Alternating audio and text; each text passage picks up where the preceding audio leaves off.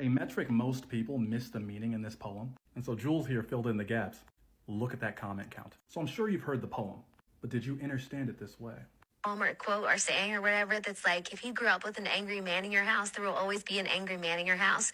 And some of you are like, no, my boyfriend is calm and patient and peaceful and he never yells and he never does. You're the angry man.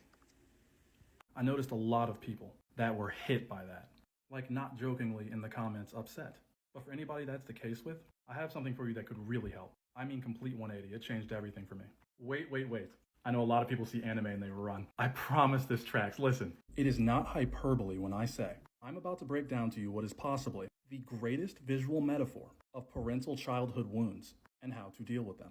As I break this down, think of yourself and your family. In this show, superpowers are genetic mutations, and they can be passed down through bloodlines. This specific character got two powers, the power of ice from his mom and the power to control flames from his dad. Stay with me, it's worth it, I promise. In childhood, his dad was very trigger warning the A word, to the point where it put his mom in the hospital and gave him that scar. But remember, he gets half of his powers from his dad. And so when he grew up, he based his whole persona around just his ice side, refusing to use the other side because it's his dad's power, right?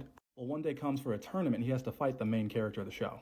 But he's only using his ice side the entire time. And this pisses the main character off. He's like, fight me with your full strength, stop holding back. And he tells him what he's told himself a million times. I will never use his power. And I'm not afraid to admit, I shed actual tears at this next part. And like a guttural scream, he says, it's your power, isn't it? And he stands there completely devastated for a second as it sinks in. But as soon as he gets it, he lights up. And from then on, he could show up as his whole self. We can't control the situation we're born into, that's undeniable. Nor what generational trauma might make up the actual fibers of our being. But just because members of your lineage may have used parts and traits that you have now inherited in a way that was overtly destructive or damaging, that doesn't define you or the trait. Their embodiment of it is but an interpretation. If you just give yourself a second and look closer at that part of yourself that you so loathe, I guarantee you'll find that that fire that you have that reminds you of your dad is actually just energy. And you'll find that it can be transmuted in many ways.